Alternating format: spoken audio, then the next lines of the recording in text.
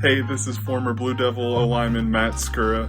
You're listening to Basketball Conference, the ACC football podcast. Go Duke, go ACC.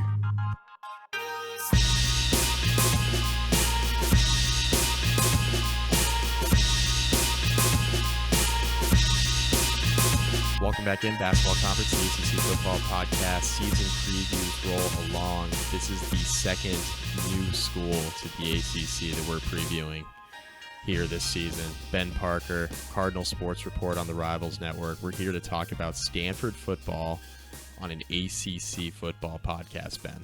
Welcome. Happy to be here.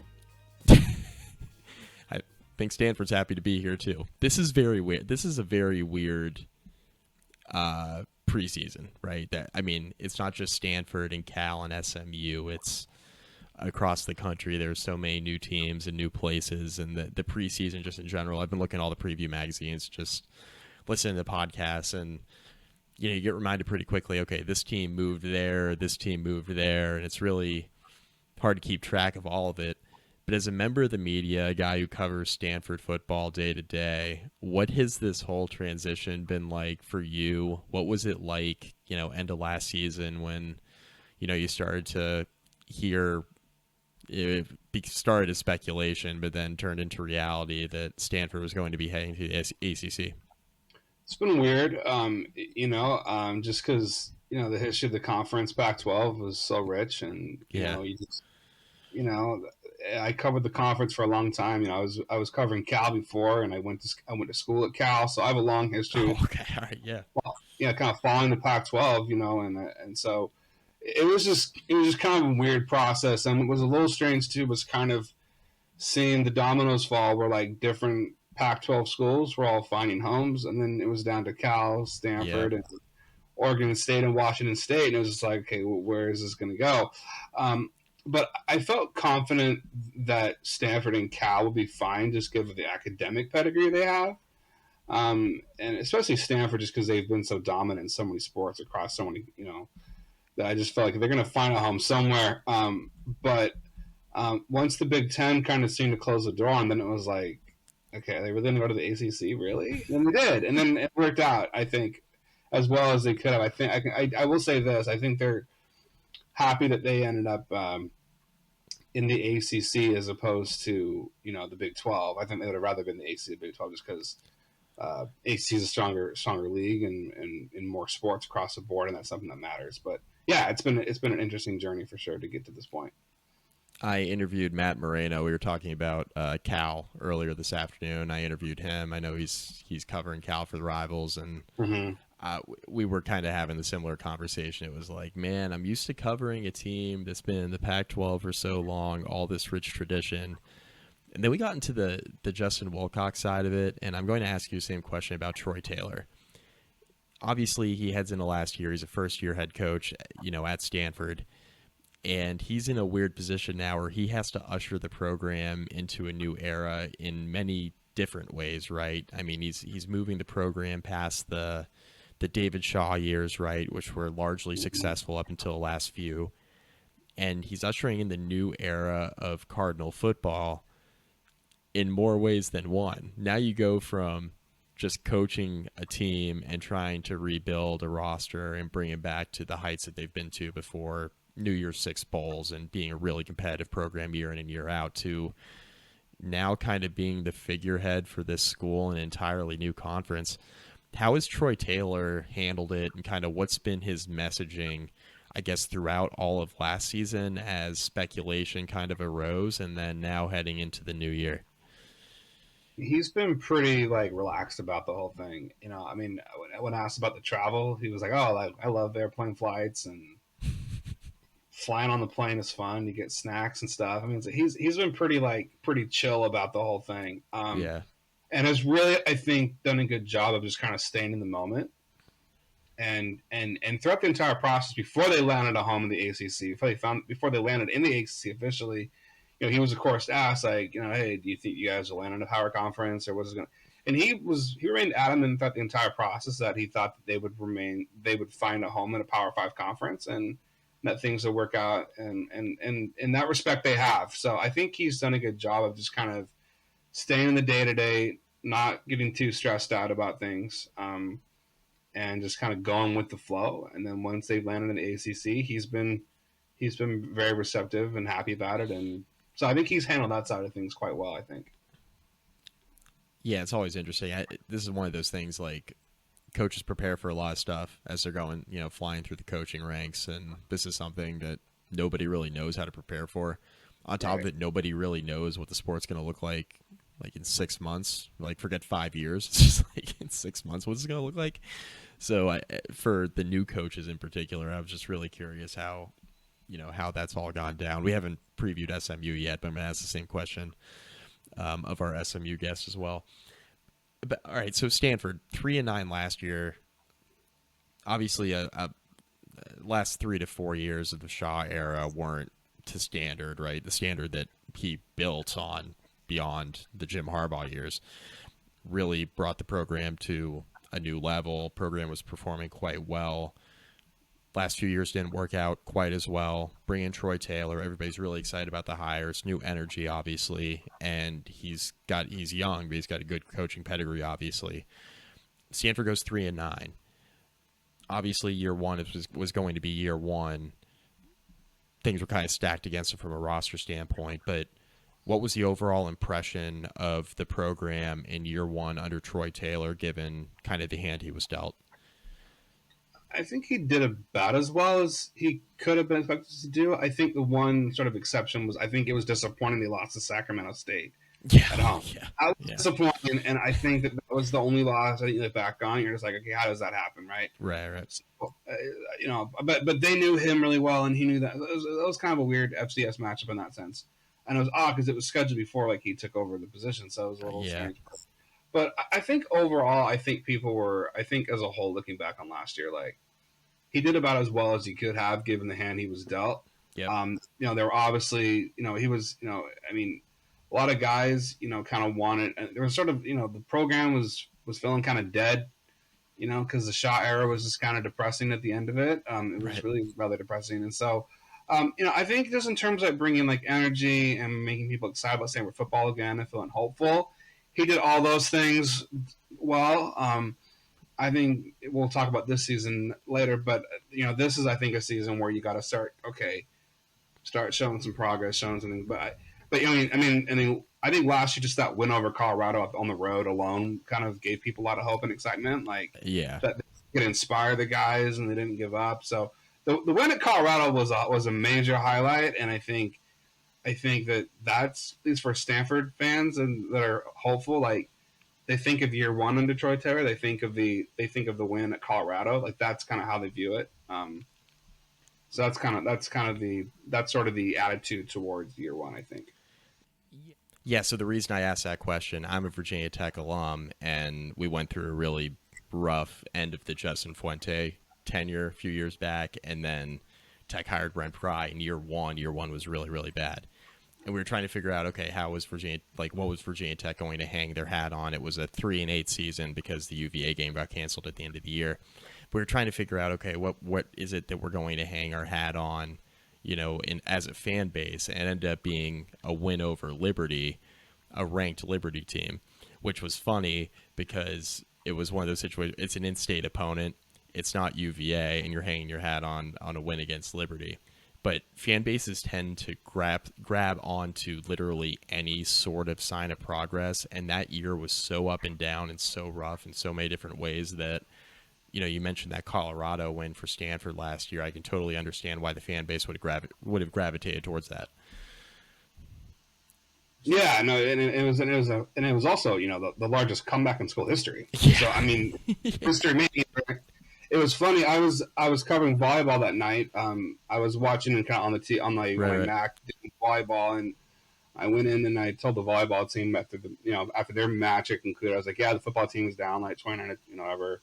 We're talking about like, yeah, they're probably not going to win the game in league, whatever. And then all of a sudden, like after I concluded the interview, I was like, oh, like they're kind of coming back now. And then like I went back to the top of the basketball ring and watched it from there, and it was phenomenal. Yeah, incredible.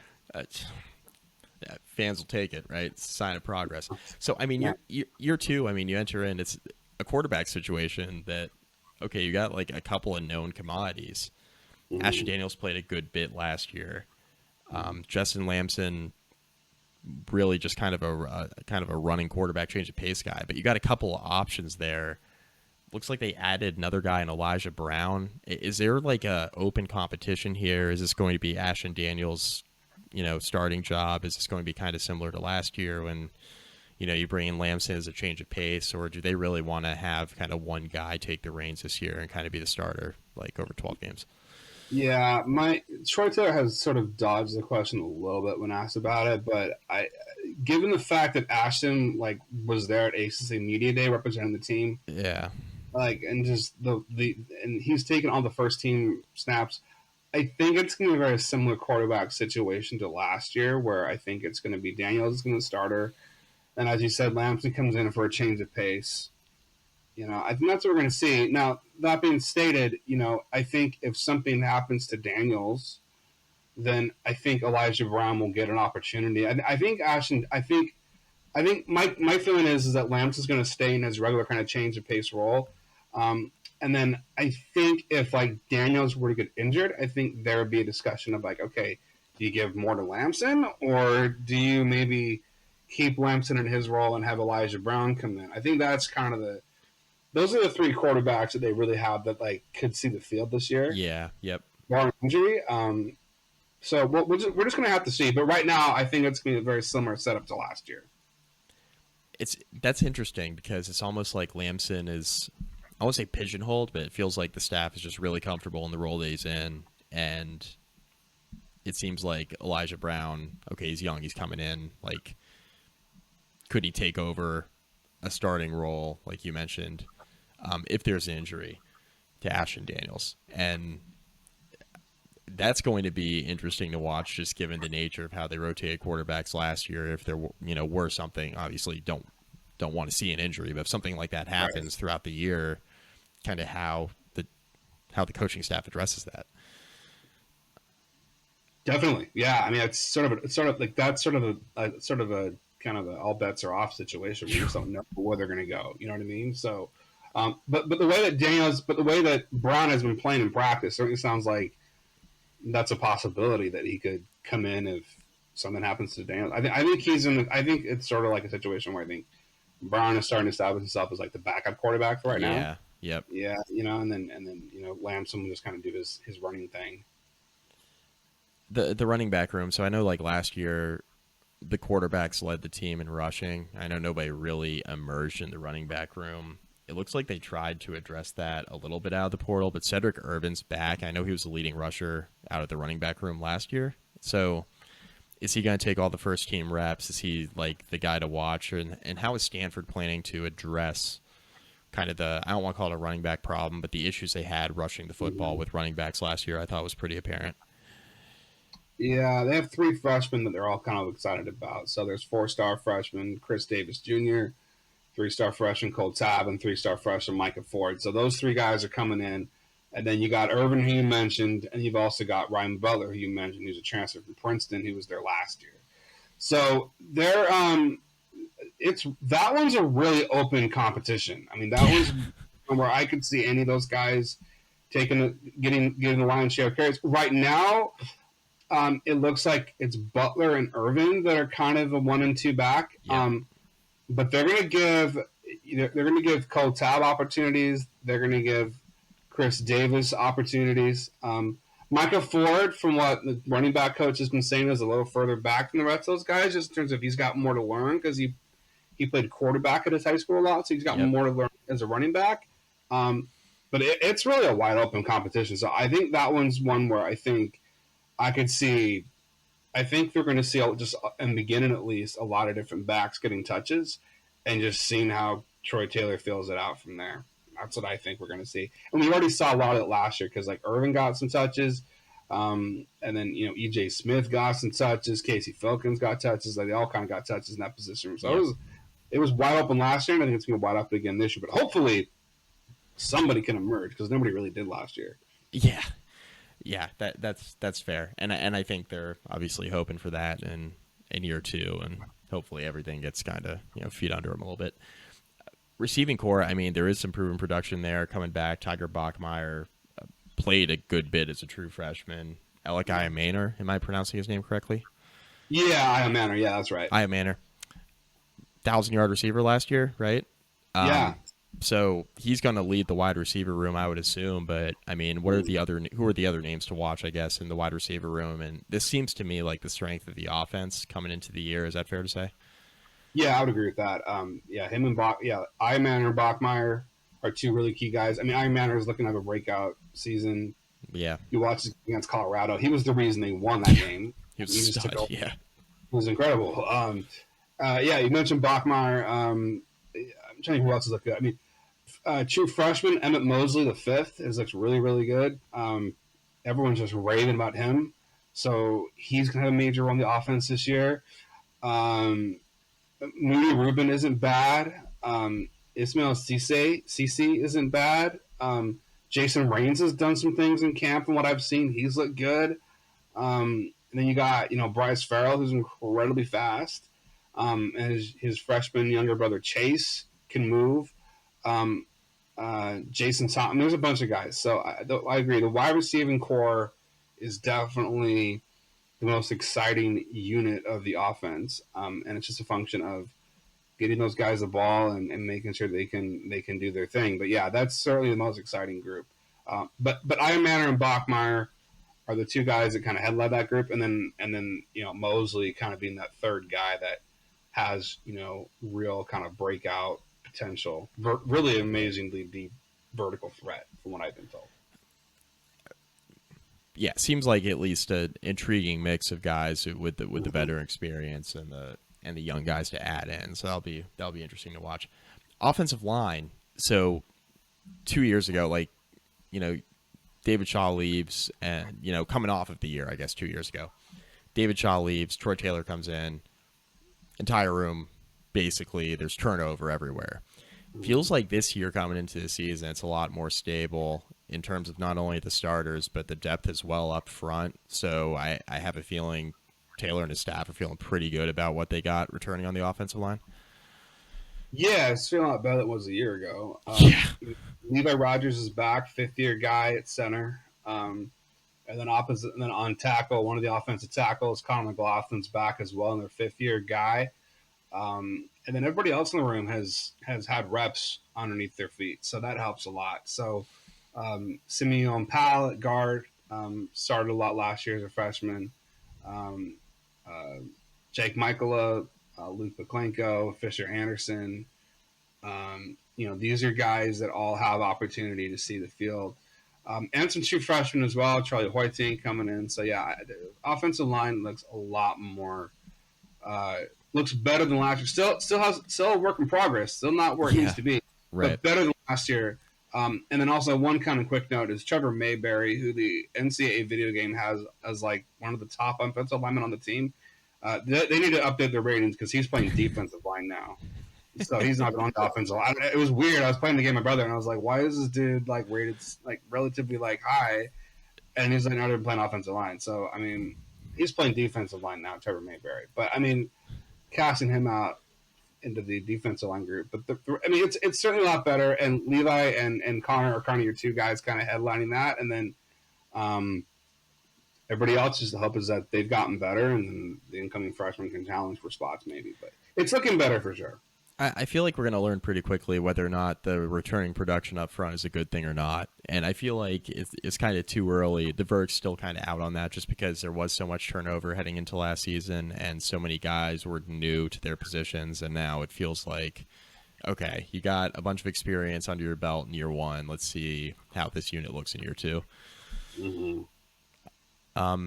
Offensive line feeling a little bit better. Running back room. It's a bunch of guys we'll see. Sounds like a handful of true freshmen that could be in the mix there. Quarterback seems like it's going to be Ashton Daniels. Receiving room really deep. I guess the trajectory of the offense as a whole, the arrow's got to be pointing up a little bit compared to a year ago. I mean, I know it was a mixed bag. It is year one. It's a new scheme. It's new players all across the board. There were some promising signs, though, I feel like, throughout the year to indicate that, hey, look, get these guys a little bit of continuity and get some games under their belt, feels like the offense heading into year 2 should be in a little bit of a better spot. Yeah, and one position group we haven't touched yet is the tight end group, and that group is looking decent. Sam Roush is a veteran guy in the room, and he had a good year last year, and he's looking to be kind of the leader in that room. Of Ben Urosic transferring out to Georgia, so and then they got a couple. They did lose one guy is out for the year, and Chico Holt. He tore his ACL in the spring, so that hurt. He was a transfer from Northwestern that came in last year. But they have a couple of really good true freshmen that are in the mix to see some time, in Aiden Black and Benjamin Blackburn, who flipped from Boston College. So the tight end group could also be a bright spot for them as well, with Sam Ross leading that room. So yeah, the offense I think will look better than last year. I think it's perhaps fair to say that defense is maybe where there's a little more question mark, special teams, but. It all starts with the offensive line. The offensive line can step up. The rest of the offense will be all right. The offensive line struggles. Kind of hard to do much when your offensive line is under siege all the time. Yeah, I mean, we can complain. We can sit here and complain about how the running backs didn't do anything last year, or how Ashton Daniels was running for his life. But at the end of the day, it's like, all right, well, it starts up front, and if that unit improves, probably biggest question mark on the offense, right? If that unit improves, then whoever's playing running back, they'll figure it out. Whoever's playing quarterback, they should figure it out. This offense should be moving in a better direction. Defensively, so I know there are some question marks up front. There's a Yale transfer, Clay Patterson, that I want to talk about, first-team Ivy League. We're starting to see this, like, as I've been doing these ACC previews, I've started to realize there's a lot of these Ivy League transfers in, especially on the defensive side of the ball, that seem to be fitting in on a lot of teams across the conference. But there's also just a lot of FCS all-conference players, Group of 5 all-conference players that are entering new schools looking to make an impact. So, what do you think that Clay Patterson's role is going to be? Is he going to be a day one starter? What kind of impact can he have? And then what's the outlook at the defensive line as a whole? Because I know they lost some guys there. They lost a handful of backups as well. Yeah, I think he should be a day one starter, just given, I think he's like number 1, number 2 all time in sacks in Yale history. Yeah, he's a stud. Yeah. Yeah, so I mean, he should be starting day one for them. And I've seen him. He's a pretty big dude. So he looks like he's got the size to immediately play at this level. So that was an exciting addition for them. And you got Tubman Phillips inside. He's another guy that's going to be a real leader for them. Those are kind of your two kind of headliner guys on the defensive line. It should be better than last year, I think. I think with Patterson being added is huge. That's a big addition for them. And then kind of backing up kind of front seven, outside run, like edge rushers are going to be key too, like David Bailey, outside linebacker.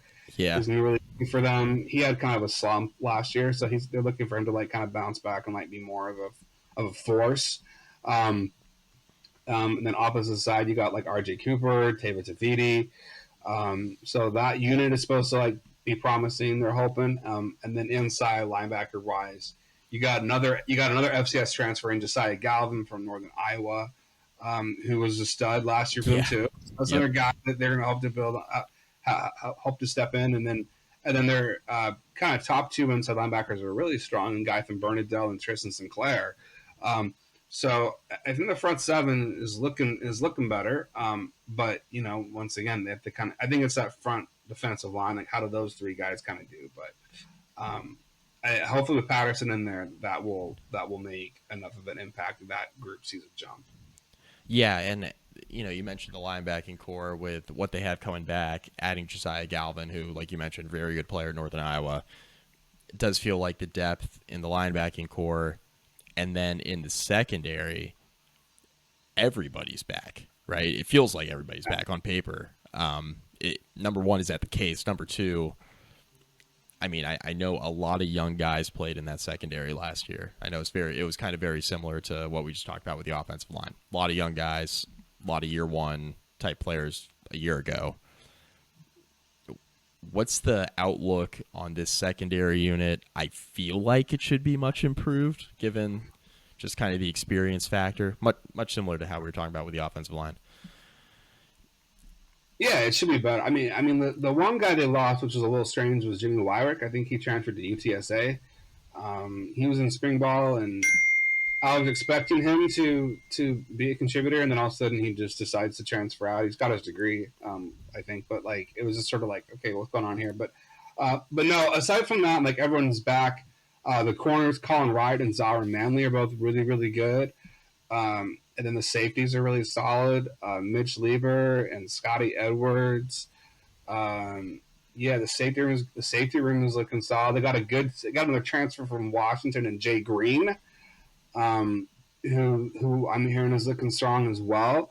And then they got some young guys like Jashawn Foster Ramos, so they're playing at both kind of corner and safety, kind of seeing where he's going to be.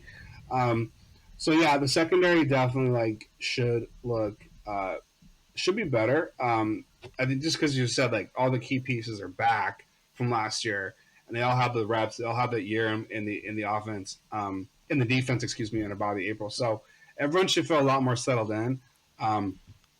But yeah, those corners in particular though are really exciting because Colin Wright is hoping to go to the NFL for this year.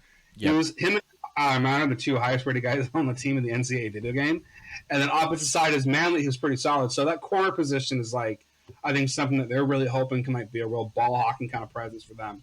And the safeties, like I said, the safeties are very, very solid as well. Lieber and Edwards, I've been impressed with. Jay Green's supposed to be a real solid addition as well for Washington to the spot. So I don't want to keep running in circles, repeating myself over and over again. But it's a very solid looking unit. I think the question is can they stay healthy? Yeah. And then if they don't, if there are some key injuries, like who can fill in and how does that work? I think that's where there's concerns. There's a little thin depth-wise, but at the top guys all look solid. Let's take a quick second to remind you about Section103.com. It is the internet's premier place for all things wonderful Georgia Tech apparel. They've got t-shirts, they've got sweatshirts, they've got hoodies, they've got a short sleeve coach hoodie if you want to look like Coach Key. They've got onesies for babies. They've got all things for any man, woman, children, something for the whole family, all the Georgia Tech fans in your life. They need something from Section103.com. Use promo code GOACC for 10% off your first order. You can go get t-shirts supporting NIL efforts with guys like Haynes King and Zach Pyron. They've got shirts supporting the basketball team, the baseball team, the volleyball team, all sorts of wonderful Tech traditions, all sorts of things. Again, any Georgia Tech fan in your life, they need something from Section103.com. Once again, use promo code GOACC for 10% off your first order. I particularly love the Feliz Bobby Dodd sweatshirts. We got Christmas season coming up before you know it. You're going to want one of those for your holiday party. Go get it all at Section103.com. Huge shout out to Steven and the gang. Thank you so much to them for their support of the Basketball Conference podcast. We would love it if you guys would go show your support for Section103.com as well. Now, back to the episode. I think that's all you can hope for coming out of last year with, a lot of questions going into the year. Seems like the unit improved as the year went on, or at least got a little bit more comfortable playing together, and now you enter the year with more answers than questions, rather the other way around, at least with the starting unit. Special teams, I know Josh Carty's off to the NFL, and that's a significant loss. I mean, he's a very good kicker. And this was a special teams unit. I know the return game, it was up and down. I know Stanford special teams just as a whole up and down outside of Carty, but now you lose Carty. So I usually don't ask a ton of questions about special teams, but he was such a good kicker last year that I have to naturally ask, what's the replacement looking like? It's really hard to obviously replace a guy who goes to the NFL, and he's probably going to make the roster there with the Rams. So how do you replace that kind of guy? Yeah, he's projected to be he'll make the team, and he's all the pieces to kick in the NFL for a decade plus, long time. Yeah, he had a 3-yard kick at Cal in the big game that was just like, what? It was weird too because in that game they lost the game and the game was over. But David Shaw decided, it was like David Shaw's last big game, and he trotted out Josh Carty with a 60-yard kick. He just boomed it through the uprights. It was weirdly satisfying for someone who lost. He just biggest kick in big game history. But no, so you lose a guy like that. That's a big thing. I guess one thing I would say is I think they're hoping to not rely on him as much because a reliable kicker position as much because we rely on the kicker so much to be your point. It's not necessarily a good thing. So I think with Cardi gone, that's gonna make them more aggressive offensively, which Troy Taylor might kind of like to do anyway. I think he wants that because David Shaw. One of the criticisms of David Shaw was that he was a little too happy to kick a field goal, or he was a little too happy to punt. Like punching like inside the 40. That was kind of his thing. Big Ten football, baby. Yeah, exactly. He just wasn't. So I think Troy Taylor wants to be more fast paced, fast tempo. And also, go for it more and be a little more freewheeling and try stuff out and take gambles. So in that sense, like not having an automatic kicker in a sense will force him to play more the style he wants to play anyway. But then, listen, I mean, the guys they do have stepping in. I mean, Emmett Kenny, who's going to be coming and taking the kicker role, like he's, I think a situation where he might be solid, but you just don't know what you have until you actually see him kicking games under pressure. Yeah. So I think he's looked fine in camp, but it's just like, okay, what does this dude do when the lights turn on? He had a weird injury like his freshman year, attempting an extra point where he like had a hip strain or something, like out for the season, and he went down. It was weird. You can look up this tape. I think it might be on YouTube. I don't know, but he did an extra point and then like crumpled to the ground. It was kind of scary, and it was some sort of weird hip. But he's back and he's completely healthy, so that's good for him, obviously. But crucial, yeah. Yeah, but so that was kind of strange. But he's, but no, I think he should be good. It's just a function of what does he do in games? And in the punter position, Aiden Flintoff, who's going to be a sophomore, is a stud. He's looked good. I think he's going to be a solid punter for them. The other punter, who's an upperclassman, Connor Wesselman, is absolute trash as far as I'm concerned at that position, and so they really should not have him out there punting. Yeah. So he's pretty bad, I think. I just seen him shank some punts, and he's terrible. Yeah. So Aiden Flintoff should be punting. And then if you want to get really into the deep weeds of it, Alejandro Chavez should be long snapping at field goal. So we'll see how that shapes out. He's been in the roster for 2 years, hasn't appeared in a game. But there's an opening field goal, I think it is, from the long snap. So there's that. And then a little more exciting news besides long snap in his return game. Yeah. That's got a wide array of possibilities. Bryce Farrell is incredibly fast. He's got pieces to run and be a return guy. They could go with Jason Thompson, who's another guy. They could also employ one of the running backs to possibly return. So like Chris Davis, Cole Tapp. So they have a lot of different options at the return game. And if they could actually like block decently on kick returns, like and punt return, like that, the return game is one area where they could possibly be an exciting team because they have a lot of guys that are fast, and that's usually like the most important thing in the return game is, are you fast? They got guys that are fast. So the return game is interesting, I think. That maybe the odd, you kind of mentioned this, maybe the odd man out in that freshman running back depth race. Maybe, if you're comfortable enough to put him back on kick return, punt return, something like that, maybe that's a spot. Get the speed on the field some way, right? Exactly. Get that going. All right. Here's where I struggle. I'm looking at the schedule. Here's where I struggle. So I feel you've convinced me, Ben, successfully. You've convinced me that the offense, I think, is going to be better, and the defense, especially if they figure it out up front, don't have a bunch of injuries in the secondary, it should be a pretty decent defense. Mm-hmm. You've sold me on improvement of Stanford from like an on-field product standpoint year 2 under Troy Taylor. You've done it on paper. Congratulations. Let's look at the schedule because, oh my God, the middle of the schedule is brutal. I have previewed a bunch of teams so far in the ACC. This one it's not exactly like the welcome to the ACC that I think Stanford was hoping for. You open up a TCU non-conference game. We'll see what TCU is. Last year, I know they had the huge step back after they lost everybody off that team that went to a national title game a couple of years back. We'll see what TCU is. That could end up being a pretty important swing game, I feel like, for Stanford, given how the middle of the schedule looks. But, you have Cal Poly. That should be a win. Bye week. And then the meat of this schedule at Syracuse, at Clemson, host Virginia Tech, at Notre Dame, home against SMU. That is an absolutely brutal 5-game stretch in the middle of the schedule in your first year in the ACC. I mean, how about those first 5 games to open conference play in a new conference?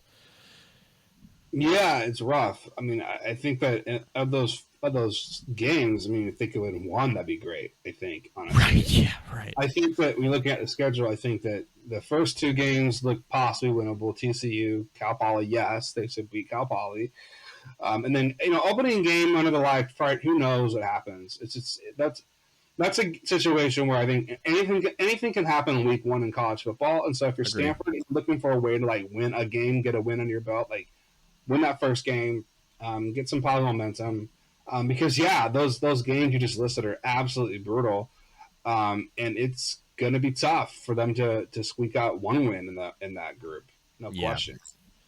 And I mean, Syracuse is a year 1 situation. I don't want to overstate it, but you're going on the road. I mean, this is going to be your first ACC road trip across the country, and you're going to a place that's notoriously. I mean, Syracuse's football program hasn't notoriously been incredible. But that environment's a really hard one to play in. So not only are you going across the country, you have the time zone situation for the first time, but now you have to go into that environment on the road on a Friday night. That's a tough spot to go play, even if you feel like an on-field product standpoint, you can compete in that game. That Syracuse game, I talked about TCU being like that non-conference swing game. How about Syracuse, your ACC opener? That is a huge swing game on the schedule. We talked about that 5-game stretch. That first one is probably the most winnable out of those 5. Yeah. I guess this is one thing where maybe Justin Lamb's get up a little bit, although it's a new era of Syracuse. But he's at least he played there, so he knows he knows the building. So maybe he has an inspired game. I know he's excited. I talked to him about that last week. He's excited about that. I'd imagine, yeah. Yeah, it's just it's one of those deals where it's like I think if you're you got to take it one game at a time and see what can happen. But so with Syracuse, that's one where if you could just kind of go up there and just, if I recall correctly, they're coming off a bye week, I think. Correct. Yep. So that helps a little bit. So I think like that helps a little bit. That feels more winnable than say like at Notre Dame or like at Clemson. Like those are just going to be brutal, I think, for them. But hey, it's youthful excitement. It's new era, new day, and new conference, and so I think guys are excited. So but you got to execute. Obviously, you can't just be excited. And I will say this too: the Virginia Tech game, October 5th. I say this as an alum of Virginia Tech. That's a tough game for the Hokies. They're coming off of a game at Miami, so you got to go at Miami and then go across the country for your first West Coast road trip, playing against a Stanford team that is obviously going to be pretty feisty. We'll see what the win-loss record is. Going to be a team that's going to be at least well prepared under Troy Taylor. Virginia Tech has more talent, but that's a game across the country where, okay, maybe that's one that you steal out of this group, or at least try to steal, because even though Virginia Tech looks better on paper, like you got to start stealing games somewhere. To your point about Syracuse a minute ago. Right. I mean, that could be the opposite could be there too, where they benefit from being home, and Virginia Tech gets caught off guard being exactly cross. Right. So I mean, if there's anything I've learned the last couple of years covering these guys, it's just that like each week takes on a life of its own. Like the Colorado game last year was absolutely shocking. And then the year before that, they went into Notre Dame and beat them on the road, and that was really shocking. And I was like, wait, what? Like, so every week like really does take on a life of its own, and so it's hard to predict these things because in a vacuum you can say yes, this is what should happen, but then week to week like everything just takes on a new life of its own, so you just don't know like where Virginia Tech's head is going to be that week, where Stanford's head's going to be. So yeah, I agree. I think like the Virginia Tech one is one where you could maybe look at and say, okay, maybe they still won. Right. The last like handful of games, I mean, I mentioned SMU in that 5-game stretch because I do think SMU is a pretty good team, but we've also seen this kind of falls into that bucket where it's like Stanford and Cal are coming over from one power conference into another power conference, but there's been a whole long list of teams that have made the jump, and you can just look like last year in the Big 12. teams have made a jump from a Group of 5 conference to a Power 5, and we've seen them have talent on paper and then struggle in their first year, right? And I know SMU has like a lot of returning talent across the board, so we'll see how that pans out in the ACC. I know they won the American last year. They have a very good team, but that's a program where they look really good on paper, but let's look at what they look like on October 19th. And if you find a way to be competitive in that game, the closing stretch, I mean, NC State and Louisville are two additional very good teams we haven't even talked about yet that Stanford draws, but the Wake Forest game's winnable. The Cal game, I know, rivalry game, huge game every year. That's a winnable game. San Jose State, a winnable game. So, you squint and all of a sudden, like, yeah, it was 3-9 last year, but you squint and you steal one or two and then win your toss-ups. That's the recipe for Stanford. I don't think Stanford's going to get to a bowl game in year 2, but I think that would be the recipe. Would be steal a couple, win the toss-ups, right? Which is what you'd look at with any team that's in the middle of a rebuild. But I do feel like maybe 4-8. I think 5-7 wouldn't be out of the question. I think that would be a pretty fair year 2, and I think Stanford fans should be pretty happy about that given the draw. I mean, they basically got every single tough team except for Miami, who, should be pretty good. We'll see. And then you don't draw Florida State either, which, I mean, that's great, but then you still play Notre Dame in the non-conference because that's what you do. That's what Stanford does. So it's not like it's any cakewalk by any stretch. And I feel like 4 or 5 wins would definitely be a sign of improvement. And even if this is 3-9 again, I know that would leave a bad taste in a lot of Stanford fans' mouths, but like, this is an awful, awful schedule for year 1, I feel like. Year 1 in the ACC, I guess. Yeah. I think that, I think conventional wisdom is 4-8. I think metrics are kind of saying. My prediction's I've been telling my subscribers 5-7. I'm a little more optimistic with them. I think that like 5-7. So I think for me, I think it's either 4 or 5 wins. I think you can pick. I'll say this, that I think the opportunity 4 or 5 wins will be there. If they go 4-8, there'll be a game or 2 that you look back on and be like, oh, like they had this opportunity there and they didn't quite close it. And listen, I mean, they had a couple games last year. They went 3-9 last year, but like there was a couple games they could have won, they didn't win. Like they could have beaten Arizona. That game was close. Yep. And then nearly beat Washington, which was really weird. They were like a 4 conversion away from winning that. Yep. So I mean, I think like it's a situation where I think that like anywhere in that kind of 4 or 5 win range would be acceptable. And I think like Stanford fans like really know what's up. Like, I think would take a 4-8 season as like improvement, and like because they know the schedule, they know the hole they're digging themselves out of. Like, 3-9 would just feel like 3-9 is possible, but that would just feel, even though it's for the reasons you said, it wouldn't necessarily indicate it get better, but that would be a little disappointing. So I think 4 or 5 is what they're kind of the hope is. Well, and I think 4 or 5 wins. Just looking at last year, I mean, the Arizona game was close. The Sacramento State game, like don't drop those games, right? I know the schedule is tougher this year. I know I know Stanford had to deal with Oregon and Washington, and they were 2 of the top programs in the country last year. Notre Dame was a top 20 program. That's really tough. You played the good version of USC in week 2. It was no cakewalk last year either, but I feel like just the way the schedule is laid out this year with all those really tough games in the middle of the schedule, then you get like the Wake Forest break, and then you get like you have NC State and you have Louisville in the closing stretch. I just feel like the way it lays out is just it seems tougher, or I guess deeper would be the better word. It's a deeper schedule, I think, top to bottom than a year ago. So I think I don't know. Yeah. Part of it too is I think it comes down to what games do you win too, right? Like if they go if they were to go 3-9 this year, but like one of the 3 wins was at Cal, like everyone would feel a little happier. You know what I mean? So it's some of that too. You know what I mean? It's like some of it can depend. Depends on the wins they get. But I think like if they could just go 4-8, even that would be, I would agree. I would be absolutely shocked if they got to 6 wins. I think 5 is the most I could see. I could maybe see 5. That's my prediction, but I don't see them going above that. What do you think's absolutely like realistically? I know, like, oh, what's worst case scenario? Well, worst case scenario is 0-12. What's the actual worst case scenario? Like, what's the actual floor you think with this team? Do you think it's like 2-10, or do you think 3-9 is the actual floor? I think like the floor is like 2-10, like in the sense like, okay, they beat Cal Poly and they beat San Jose State, whatever. But I think in truth the floor is actually 3-9. Yeah. Just because like, okay, I think like they're gonna beat Cal Poly, like that should be in the bag. I would say in the bag because after what happened to Sac State last year, but like they should win that game. One win.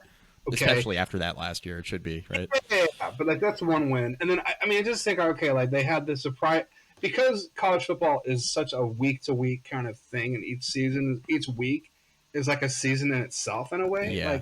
Like I think that like I think worst case scenario is that they just go 3-9 again. They beat Cal Poly, and then what certainly would be like worst case scenario maybe is, I don't know what this would be entail, but like if they basically like go, like they win like one game in league, so they Cal Poly, they beat San Jose State, and they win like one more game in league. That's probably your ceiling. Okay. So there's the 3-9 scenario, but then your intro to the ACC was we only won one of them. That's like, all right, well. Not one win is. I think that's your floor is they go 3-9 realistically. Oh, yeah. I don't see 2-10. I don't see 1-9. I don't see 1-11. I don't see 0-12, of course. So right. I think 3 wins is the actual like worst case, which could happen. And 3-9 with 1 win in league play, it better be Cal at that point. It better be Cal. That's what you'd hope if you're them, I think. Yeah. We'll see. I think we're pretty well aligned on where this team falls. I think it makes sense. I think the schedule's brutal. I like Troy Taylor a lot. I've always really liked like just listening to him, press conferences, stuff like that. Mm-hmm. Big college football podcast guy. It seems like everybody loves Troy Taylor. So I can see why. The charisma, the laid back nature, but also he can coach, right? It was pretty apparent at Sacramento State. He can coach. So I think Stanford's got a good one. I think it's just going to take a little bit of time. Ben, really appreciate it, man. Want to give you an opportunity to plug where you're at and all your stuff, everything you got going on. Yeah, just go to cardinalsportsreport.com. It's a Stanford affiliate site for the Rivals Network. If it's easier for people to remember, just go stanford.rivals.com. That works too. And yeah, that's where you find my stuff, socials, all that stuff is just at the end of every article. So it's all there. And I got to ask you this too. What's it like being a Cal alum covering Stanford? Are you like torn, or like how's that? I know from a journalism standpoint it's tough, but like covering a bitter rival after attending Cal, what is that like? What's that situation like for you? Yeah, it's a great question. I get this sometimes. Yeah. For me, it's not that bad because when I was going to Cal, when I was a student at Cal, people that know this, but I'm active in the Church of Jesus Christ of Latter-day Saints, the LDS Church as well. Yep. And so when I was a student at Cal, because I live in Mountain View, so I live at 20 minutes away from Palo Alto. So I would come home the weekends, and I would go to the Stanford Single Adult YSA Church. Yep. Right, on the weekend. So when I was a student at Cal, I was also like going to church at Stanford, and I built relationships there. And it was funny. There was actual years when I was at Cal I transferred from Foothill College to Cal. Yep. It was weird. Like I would go to big game, and like I actually knew more guys on the Stanford team than the guys on the Cal team, because I knew like these other guys, so like guys like Dallas Lloyd and stuff. I knew these guys. So I never really drank the Stanford is terrible Kool-Aid. I never drank that. Right. So that made it easier. But it's a situation where like I've had a positive relationship with both schools. Yeah. So that's made it easier. But that being stated, when I was a student at Cal, of course, I went to big game cheering on Cal and hopefully right. and now it is a little weird to be on the opposite side, covering the rival school. But given that I have a good relationship with both schools, it makes that part's been. But it's a little strange, but I've gotten used to it, and it's been kind of cool to like have a new experience in that sense. That's a great answer. It's very interesting. That's not what I expected. So awesome. Checked all the boxes there. So cool. All right. All right. Well, Ben, really appreciate it, man. We'll certainly have you back on. This is a lot of fun. I learned more about Stanford tonight than I ever thought I would, maybe at this time a year ago. So here we are. We'll see how it goes in year one in the ACC. Appreciate it. Thank you. All right, guys, we'll be back soon. ACC previews roll on. We still got one more of the big three schools. We call them the big three because they're the three new ones, folks that you haven't heard from before. We got one more of those schools, SMU, coming up here in the next couple days. That podcast will be released. We have a few more previews after that, and then we'll quickly be into the conference-wide preview. We have a Week 0 game with Florida State taking on Georgia Tech, which you guys know Joey will be all in on that game as a Georgia Tech alum. So that game coming up here quickly within the next week and a half or so. Week 1 preview will be right around the corner. So we are in it now. You can follow us on Twitter at BC Podcast ACC, the YouTube, youtube.com/@the-ACC Football Podcast. We appreciate everybody continuing to subscribe. I think this is year 2 or 3 on YouTube. I know we've been on audio forever, but year 2 or 3 on YouTube, continuing to grow that subscriber base. So go check that out as well. We will be back here soon. Until then, go ACC.